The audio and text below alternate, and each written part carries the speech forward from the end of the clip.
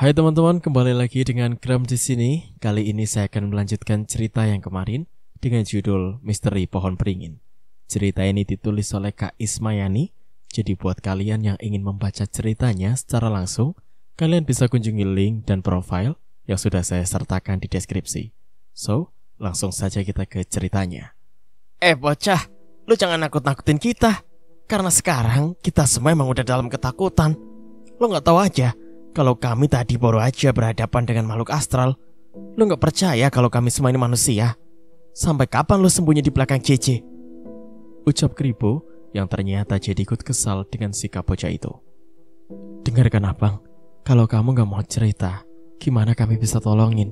Gak usah takut, percaya aja sama kami. Timpalku lagi yang berusaha meyakinkan anak itu. Akhirnya, ia mau juga mendengarkan ucapanku. Perlahan-lahan ia keluar dari persembunyian dan mulai menatap wajah kami satu persatu. Aku mau pulang bang, tapi gak bisa. Dan aku takut. Mereka ada di mana-mana. Kita semua gak akan selamat. Ucapnya terbata-bata dengan wajah menunduk. Lalu ia tenggelamkan lagi wajahnya di antara lutut yang ia tekuk. Duh, aku makin gak ngerti dengan apa yang diomongin anak ini. Maksud lo tuh mereka siapa? Mana ada hantu makan orang? Ucap Kribo lagi yang terlihat tampak kesal. Anak laki-laki itu malah menangis, membuat diriku merasa tidak tega. Secara refleks, aku pun mengusap kepalanya, mencoba menenangkan kesedihan yang ia rasakan. Berarti selama ini lo tersesat? Nama lo siapa sih? Tanya Aden pula. Jordi, jawabnya dengan singkat, dengan posisi masih menyembunyikan wajahnya. Aku menoleh dan melirik ke semua temanku, mengharapkan sedikit terasa belas kasihan untuk Jordi. Tapi wajah ketiga temanku masih terlihat begitu kesal. Hingga akhirnya, aku pun kembali menginterogasi bocah itu lagi dengan pelan-pelan, agar ia tidak ketakutan. Apa kamu tahu sebenarnya yang terjadi dengan kampung ini? Tanyaku sambil menatap Jordi. Mendengar suaraku, anak laki-laki itu kembali mengangkat wajahnya dan membalas tatapanku. Sebenarnya kampung ini kampung. Belum lagi Jordi menyelesaikan ucapannya, tiba-tiba pintu digedor dengan sangat keras dari luar. Bahkan gedoran itu seakan ingin merobohkan pintu. Hal ini menandakan orang yang melakukan itu terlihat begitu marah. Tiba-tiba tercium aroma bau kentang dibakar. Dan tidak lama kemudian bau anyir darah. Rasanya mengguncang isi perut dan ingin muntah. Dengan pengalaman yang ada, kami berempat sudah bisa mengetahui kalau ini bukanlah manusia. Sosok di luar pintu sudah pasti makhluk astral atau mungkin makhluk gaib, salah satu korban bus yang kami temui di sungai. Kami semua saling berkumpul dan tidak ada yang berani untuk menyaut apalagi membukanya. Apa gue buka aja? Ucap Rian secara tiba-tiba dengan sedikit berbisik. Lo udah gila Yan? Lo mau kita mati konyol semua? Gimana kalau itu mayat hidup yang masuk ke dalam sungai tadi? Mereka nyusulin kita dan masih mau memasukkan kita semua ke dalam sungai tadi. Cegah Aden sembari menahan tangan Rian. Tapi gimana kalau itu penduduk yang sedang mencari kita? Bukannya saat ini kita lagi butuh pertolongan? Jawab Rian dengan berbisik. Mana mungkin dia manusia? Kalian semua bisa cium bau aneh kan? Sesuai pengalaman kita, gue yakin itu sosok genderuwo, makhluk halus yang bertubuh sangat besar. Menurut gue jangan ambil resiko deh. Untuk lebih meyakinkan lagi, lebih baik kita intip saja dari lubang dinding itu. Ucapku dengan berbisik pula. Jangan ke sana bang, dia itu salah satu dari mereka yang datang untuk mencari kita. Mereka mau memakan kita. Ucap Jordi yang menarik bajuku dengan kasar. Jujur mendengar ucapan Jordi, aku langsung menelan ludah. Tidak bisa dipungkiri kalau itu semua bisa saja terjadi, karena aku yakin kami sedang terjebak di dunia gaib. Ketika temanku juga tampaknya sedikit terpengaruh dengan ucapan Jordi. Namun suara ketukan pintu itu masih saja terdengar, bahkan semakin kuat dari sebelumnya. Tapi kalau kita nggak lihat, gimana kita bisa tahu? Kalau kamu takut, biar Abang dan Bang Rian aja yang lihat. Kamu di sini aja, sembunyi sama Bang Kribo dan juga Bang Aden. Aku memberikan isyarat kepada Rian untuk mengikuti langkahku. Di sela rasa takut yang besar, aku mulai mengintip dari balik dinding yang terbuat dari bambu itu, sedangkan Rian berdiri tepat di belakangku. Sontak aku terkejut dan melangkah mundur ke belakang, dan perkiraanku sama sekali tidak meleset, bahkan lebih mengerikan dari genderuwo biasa. Tubuhnya begitu besar, dipenuhi rambut hitam dan memiliki tanduk serta taring panjang. Bahkan ada air liur yang terus-menerus keluar dari mulutnya. Sorot matanya juga merah menyala. Matanya terus menatap pintu, serta tangan dengan kuku yang panjang itu terus menggedor pintu depan tanpa henti. "Lu kenapa, C?" tanya Rian dengan berbisik. "Lu lihat aja sendiri," ucapku dengan nada gemetar dan mundur beberapa langkah. Rian mengintip ke lubang yang sama. Ekspresinya juga tidak jauh berbeda denganku. Wajah yang semakin pucat itu tidak bisa menyembunyikan apa yang barusan ia lihat. "Ci, Yon, gimana?" tanya Aden dari kejauhan. "Shh." Rian memberikan isyarat untuk diam, dan kami berdua kembali ke tempat semula. Setauku, untuk sebangsa mereka seharusnya bisa masuk ke dalam rumah ini dengan mudah. Tapi mengapa mereka tidak melakukannya? Seolah ada sesuatu yang menghalangi, sehingga hanya bisa menggedor pintu dari luar. Lalu aku coba mengingat lagi jika cahaya yang menyelamatkan kami tadi juga berasal dari rumah ini. Artinya, rumah ini bukanlah rumah sembarangan. Tidak ingin makhluk itu mengetahui keberadaan kami, aku pun berinisiatif mematikan lampu minyak tersebut. Kami berempat saling berpelukan dan memejamkan mata sambil memohon pertolongan dari Sang Pencipta. Bagaimanapun tidak ada kuasa yang melebihi kuasa Tuhan. Dan doa kami ternyata tidaklah sia-sia. Tidak lama kemudian, suara gedoran pintu itu tidak lagi terdengar. Hilang begitu saja. Apa makhluk itu telah pergi? Aku merasa penasaran, dan untuk memastikan keberadaannya, aku pun segera bangkit untuk memeriksa dan melihatnya lagi dari lubang kecil yang ada di dinding bambu. Ternyata benar, sosok itu sudah tidak ada lagi. Ia telah menghilang, dan akhirnya kami bisa bernafas lega. "Gue bilang juga apa? Kampung ini isinya kanibal semua, termasuk Bapak lu, Yan. Maaf kalau gue ngomong seperti ini, habisnya kalian gak ada yang percaya," ucap Keribu yang melampiaskan kekesalannya sembari berbisik. "Gue gak percaya ya. Mungkin sekarang kita memang lagi kejebak di dunia gaib.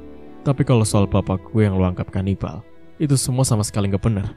Bapak gue itu manusia, sama seperti kita," sangkal Rian dengan penuh amarah. "Lantas, apa yang sudah kalian lihat tadi?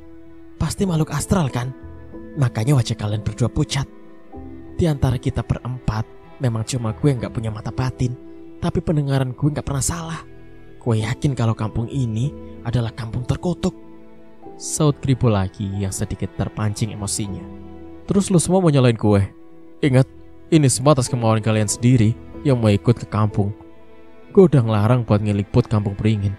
Kalau nyatanya udah seperti ini, gak usah ngatain bapak gue kanibal," ucap Rian lagi dengan nada yang tinggi.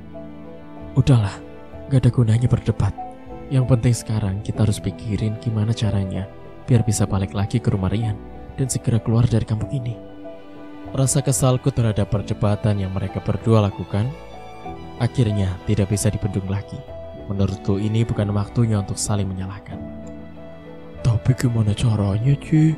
Terlalu bahaya di luar," tanya Aden yang masih ketakutan. "Gue juga belum tahu, Den. Tapi gue yakin pasti ada caranya supaya kita bisa keluar dari kampung ini," sautku dengan tegas. Di tengah rasa kebingungan dan ketakutan, aku terus berusaha menelpon teman kami yang ada di kota. Tapi memang sama sekali tidak ada jaringan dan tidak bisa tersambung. Jordi juga tampak meringkuk ketakutan dan terdengar menangis. Dan satu hal yang terfikir olehku, yakni mencari informasi sebanyak-banyaknya dari anak laki-laki ini.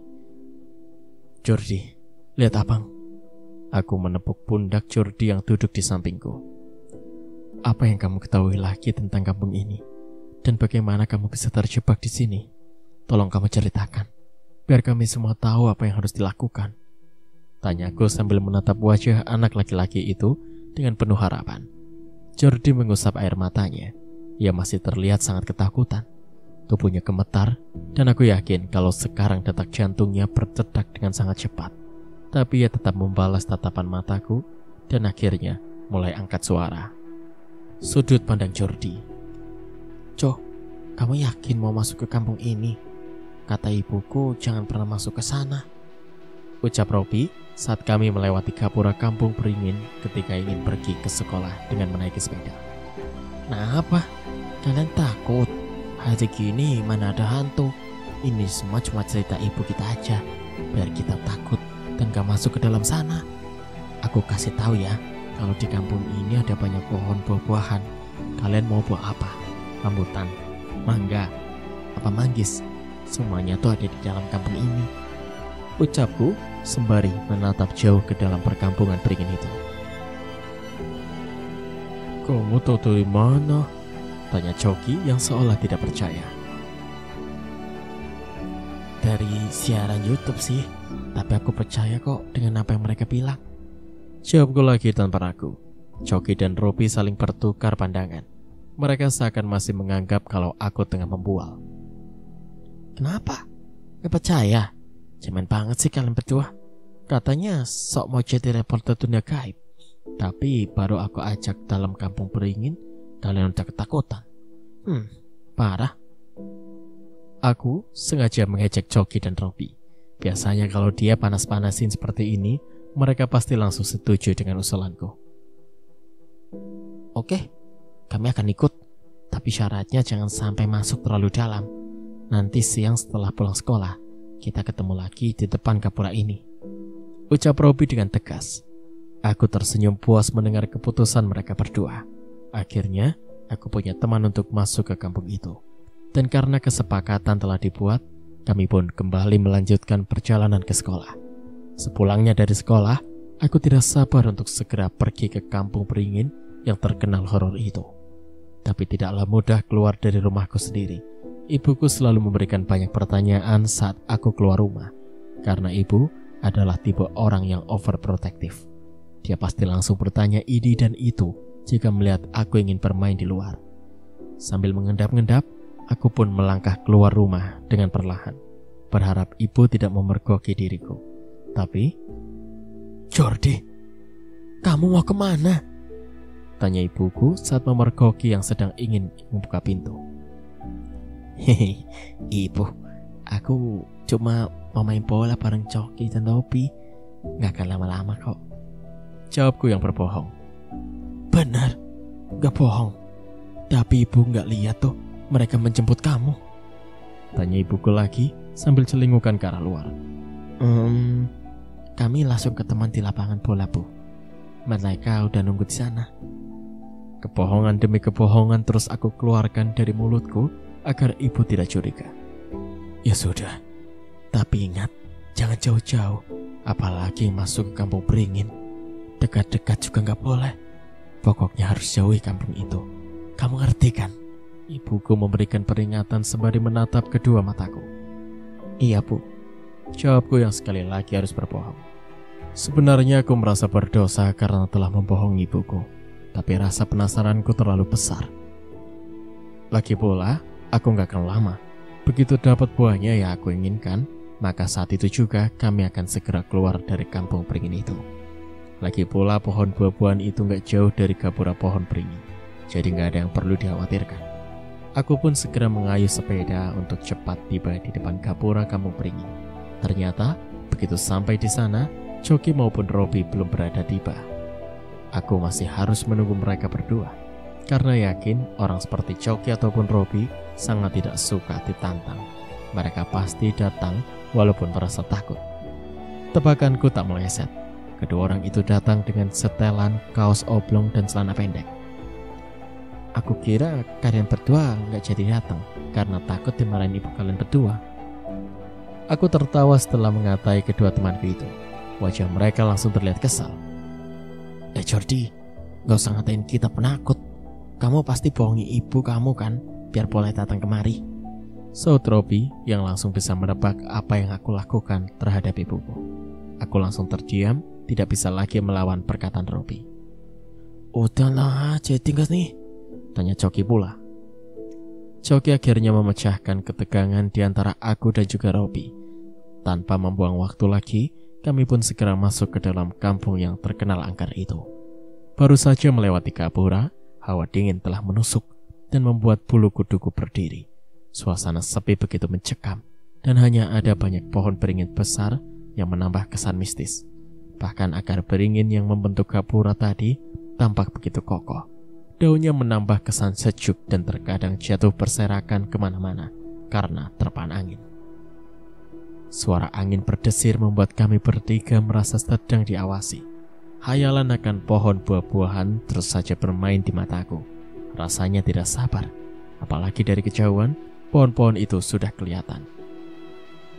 Ayo cepat, itu pohonnya, tunjukku yang merasa kesenangan. Wah iya, ternyata kamu gak bohong Cuk. Dari jauh aja udah kelihatan buah rambutan yang merah-merah. Dan itu ada pohon mangga, manggis, banyak buah-buahan lain juga. Ini sudah seperti suka buah-buahan, saut Robi dengan kegirangan pula. Kami bertiga berlari sekencang-kencangnya, tidak peduli dengan yang lain. Hingga akhirnya, tanpa disadari, Robi tersandung batu dan jatuh. Lututnya berdarah, sehingga kami berhenti sejenak untuk menolong dirinya.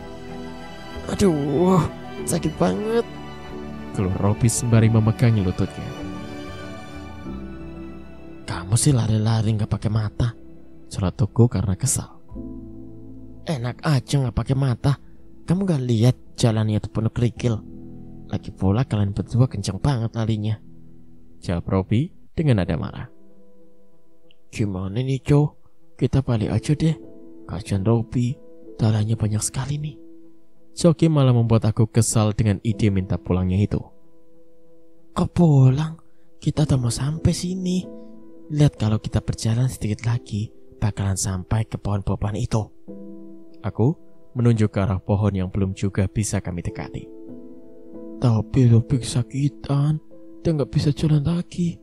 Kalau kamu mau ke sana ya udah ke sana sendirian. Aku dan Robi mau pulang aja.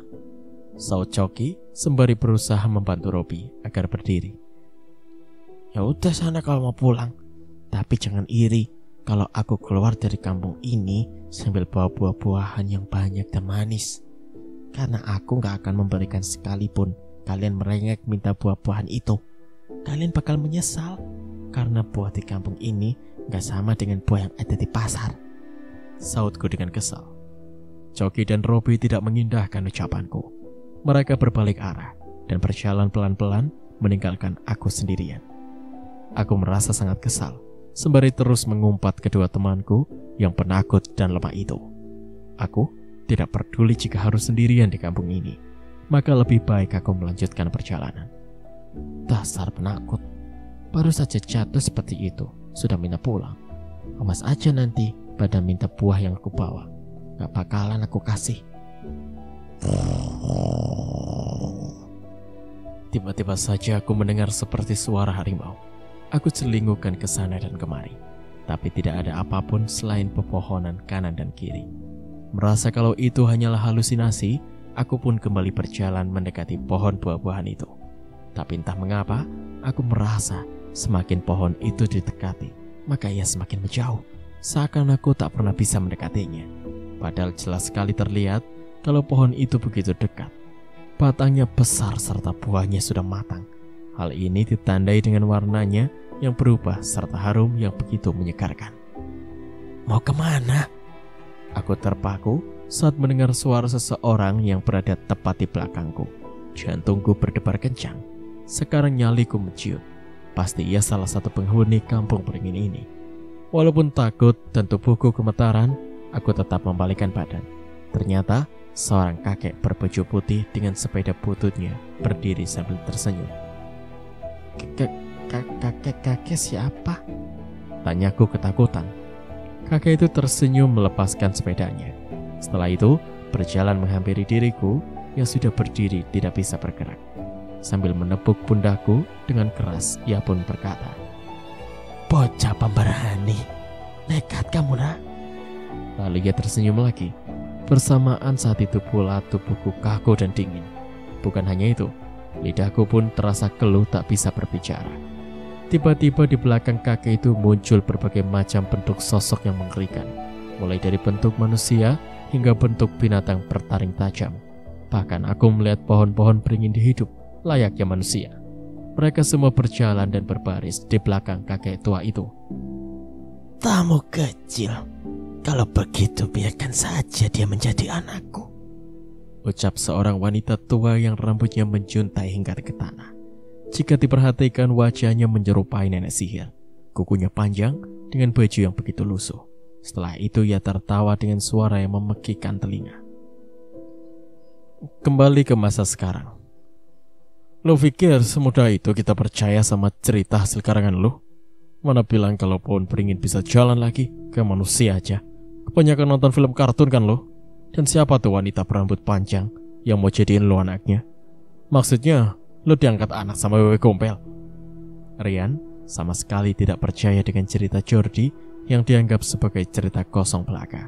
Bahkan kedua temanku yang lainnya juga berpendapat hal yang sama. Diterangi oleh lampu minyak yang sudah kembali dinyalakan, wajah Jordi terlihat tidak begitu senang mendengar jawaban Rian. Ia masih meringkuk memegangi kedua lututnya. Gue sependapat dengan Rian. Lagi pula, gimana ceritanya lo bisa dengan gampangnya bebas dari makhluk seperti itu? Timpal Aden. Tapi memang itulah yang terjadi. Aku gak ingat gimana bisa selamat. Tapi saat terbangun, aku sudah ada di rumah ini, Bang. Aku mau pulang. Aku mau ketemu dengan ibuku. Tolong percaya dengan aku, Bang. Tolong percaya. Jordi menarik ujung bajuku, sedangkan diriku sendiri mencoba menghubungkan cerita Jordi dengan apa yang terjadi pada kami. Yang mau pulang itu bukan lo doang, tapi kami juga, bocah. Terus kenapa lo takut dengan kami bertiga, sedangkan lo gak takut sedikit pun dengan Cici? Jujur aja, apa sebenarnya yang udah lo rencanain? Tanya Kribo dengan nada keras. Jordi menggelengkan kepalanya. Ia terus ketakutan. Sesekali ia melirik ke arah kami secara bergantian, kemudian menenggelamkan kembali wajahnya di antara kedua lututnya. Jordi mengatakan jika pertama kali masuk kampung ini, ia bertemu dengan kakek tua berbaju putih. Apakah itu kakek yang sama bertemu dengan kami? Gumamku di dalam hati, dan hal ini harus segera diselesaikan dengan cara menginterogasi Jordi kembali. Jo, kakek yang pertama kali bertemu dengan kamu, apakah dia naik sepeda dan pakaian serba putih, kurus tinggi, dan selalu mengatakan hal yang sulit dipahami? Tanyaku sambil menatap wajah anak lelaki itu. Jordi mengangkat wajahnya lalu menatapku. Iya, Bang. Kenapa lo tanya itu, Ci? Tanya Aden yang berada di sampingku. Kita harus cari kakek itu untuk memecahkan misteri ini. Gue benar-benar merasa aneh. Sepertinya di kampung beringin ini, siang hari menjadi lebih singkat dibandingkan malam. Terus penampakan yang selama ini kita temui, apakah berpengaruh ke cuaca di kampung ini? Makanya gue yakin kalau kakek itu pasti tahu semuanya. Dan mungkin dia memberikan pertolongan supaya kita bisa keluar dari kampung beringin ini, ungkapku dengan panjang lebar. Namun tiba-tiba saja angin kencang datang kembali, seakan ingin mendobrak pintu dan jendela yang sudah kami kunci dengan rapat. Tak lama kemudian, bau anyir mulai menyeruak ke hidung kami semua. Bau apaan nih? Tanya Kribo yang menutup hidungnya. Bahkan bau itu membuat kami merasa mual. Dia datang, Bang, dia datang! Teriak Jordi ketakutan. Anak laki-laki itu kembali bersembunyi di balik tubuhku, sembari menutup telinga dengan kedua tangannya. Ia juga memejamkan matanya, sedangkan aku semakin tak mengerti dengan apa yang dilakukan Jordi. Apa maksud kamu, Jo? Tanya Aden sembari menutup hidungnya karena bau anyir tersebut. Jordi tidak lagi menjawab, dan sesaat kemudian terdengar sebuah senandung yang sangat memekikkan telinga. Suara itu seperti suara perempuan yang tengah bersedih. Jo, kamu di mana? Ini ibu saya. Ayo keluar. Kita pulang. Bocah, itu pasti ibunya lo kan? Kenapa lo harus ketakutan? Kribo yang menyangka jika itu suara ibu Jordi langsung bergerak dan hampir membuka pintu. Tapi aku yang bisa merasakan kekuatan goib langsung sikap menahan tangannya. Jangan, Bu. Dia gak mungkin ibunya Jordi. Lo gak dengar? Dia manggil nama Jordi. Kalau bukan ibunya, masa itu ibu gue? Saut Kribo sambil melirik Jordi yang tengah menutupi erat telinganya. Kenapa sih lo kekep banget mempertahankan bocah ini, Ci? Kita belum tahu apakah dia beneran anak manusia atau malah anak iblis. Gimana kalau nantinya ada sesuatu yang terjadi saat kita sedang tertidur kalau kita tetap melindungi dia? Timpal Rian yang sedari awal memang tidak menyukai Jordi. Pakai logika kalian berdua dong. Apa mungkin ibunya Jordi tahu kalau dia ada di rumah ini? Dan bagaimana kalau ternyata itu adalah Wewe Gombel, makhluk astral yang suka dengan anak kecil? Gua harap kalian bisa memaklumi keadaan Jordi. Mungkin dia masih terlalu takut, gak mudah mempercayai orang di saat seperti ini. Bener kan? Ungkapku dengan kesal. Namun suara itu semakin dekat dan berubah menjadi tangisan yang begitu menyayat hati. Siapapun yang mendengarnya akan merasakan kesedihan yang luar biasa. Ketika temanku sepertinya merasakan hal yang sama. Perlahan-lahan mereka terlihat ikut menangis. Rasanya sedih sekali. Apalagi Rian. Ia pasti merasakan kehadiran ibunya yang telah pergi sejak ia masih kecil. Aku sendiri pun teringat akan ibuku. Seolah tidak akan memiliki kesempatan lagi untuk bertemu dengannya. Rasanya sedih itu yang terus mempengaruhi pikiranku. Seolah-olah kami semua sedang terhipnotis oleh suara wanita itu. Pulanglah nak, ibu merindukan kamu. Keluarlah, peluk ibu. Ibu menyayangimu. Apakah kamu tidak ingin dimanja lagi?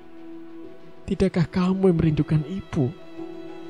Lalu suara tangisan itu semakin terdengar pilu. Tidak tahu kenapa kami semua menangis dan mulai mendekati pintu. Ibu? Itu ibu gue? Ucap Kribo yang mulai terpengaruh. Iya, itu juga suara ibu gue. Timpal Aden sambil menangis. Aku sadar jika kami semua tidak boleh keluar dari rumah ini.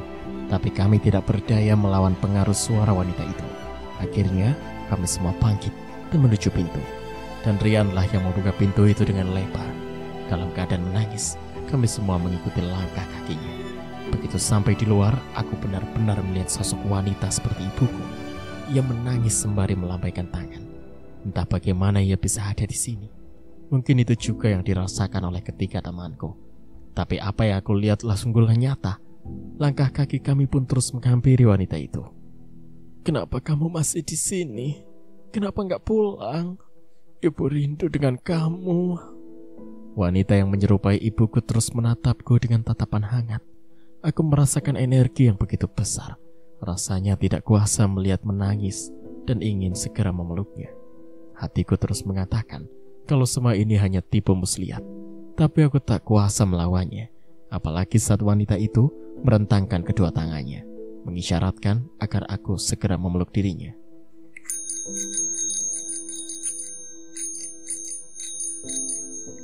Tiba-tiba aku mendengar suara bel ting-tong sepeda ontel saat kami semua dalam dekapan yang kami anggap itu adalah ibu kami. Bagaikan terbangun dari mimpi, wanita yang kami peluk itu berubah menjadi seorang nenek dengan pakaian yang lusuh. Kedua payudaranya panjang dan besar. Rambut wanita itu juga panjang dan terlihat acak-acakan. Setelah sadar, kami semua terkejut dan melepaskan pelukan itu secara bersamaan. Dan kami pun terjatuh tepat di hadapan makhluk yang biasa disebut Wewe Gombel. Sangat jelas penampakan yang sedang kami lihat. Bahkan Kribo dan Aden yang awalnya tak bisa melihat makhluk astral juga akhirnya bisa melihat dengan mata kepalanya sendiri. Kenapa takut? Ayo peluk lagi. Kita pulang. Ucap makhluk itu dengan suara parau seperti seorang nenek. Pergi loh, pergi. Ucap Aden yang saat itu posisinya paling dekat dengan sosok Wewe Gombel tersebut. Dalam kepanikan aku sadar jika harusnya kami tidak keluar dari rumah itu. Aku juga menoleh mencari keberadaan Jordi. Anak itu tidak ada di luar. Mungkin ia tidak terpengaruh karena menutup kedua telinganya dengan rapat. Tolongin gue, Ci. Aku terperanjat saat mengetahui Aden di dalam dekapan sang Wewe Gombel lagi. Lepaskan teman kami, ucapku dengan lantang setelah berdiri tegak. Diikuti pula oleh kedua temanku yang lainnya. Iya, lepasin dia, timpal Rian pula. Sedangkan Kribo masih ketakutan berdiri di belakang tubuh Rian. Boleh, tapi harus ditukar dengan anak yang ada di dalam rumah itu. Sosok itu menunjuk ke arah rumah. Tatapan yang tajam mengisyaratkan jika yang ia inginkan adalah Jordi. Sekian untuk cerita kali ini. Nantikan kelanjutan ceritanya di part berikutnya. Terima kasih.